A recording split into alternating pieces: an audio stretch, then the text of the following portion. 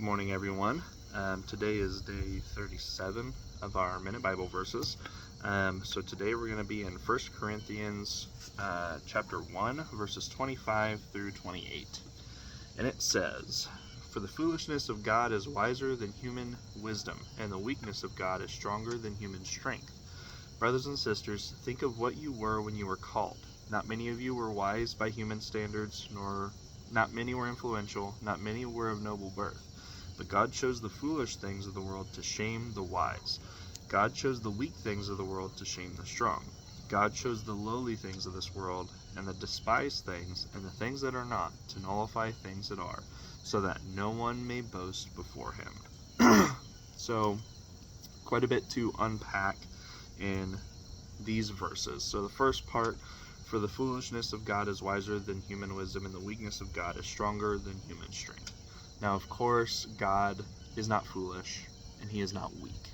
All this is saying is that if humanity at its best, at its top tier, at its strongest, at its wisest, at its most prideful, doesn't even come close to touching God and his glory, his wisdom, his strength. That's just kind of taking humanity down on its knees and showing us that, hey, your pride, the things you are proud about, does not matter, because God overpowers all of that. The smartest person in the world doesn't even touch, not even the same ballpark as the wisdom of God. So it's the first part of that. Next part, "Brothers and sisters, think of where you were when you were called. Not many of you were wise by human standards. Not many were influential. Not many were of noble birth."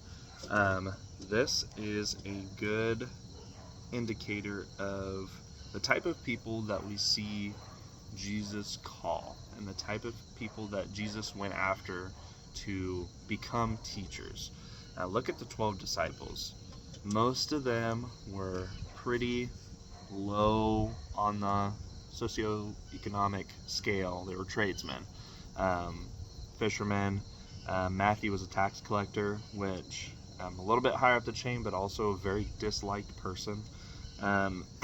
Takes these people who are kind of seen as lower by human standard and uses them as his main teachers to start the church. And I think that's a showing of that God doesn't care about what you're prideful of. He doesn't care that if you think you're smart. He doesn't care if you think you're strong. He's going to take what we see as weakness and turn it into a strength. He's going to take people that perhaps have come from a not so great life or upbringing by human standards and turn them into leaders that can develop the spiritual future of the church. And the reason he does that says in 29, "so that no one may boast before him." And again, that's just attacking the pride concept that we have as humans. You know, there's something everybody's proud about: their job, how much money they make, how smart you are, how strong you are. Everybody has something they're prideful of. And God is outlining, he uses these weaknesses and lets them shine so that no one may boast before him about the things that we're proud of. So I think that's very important. And like one of the important things I think when we become followers of Christ is what you think is a weakness, God can and will turn into a strength for you. I don't ever consider myself a great speaker, but I'm trying to do this, and I think God is trying to take those kind of weaknesses and turn them into something strong.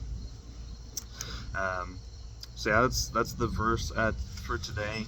I have been really deep into Paul's letters recently, and I really enjoy them because Corinthians, Galatians, Ephesians, there's a lot of these are all Christian churches that Paul helped establish, and he's having to come back and kind of correct them on certain things because they're prideful of their faith even.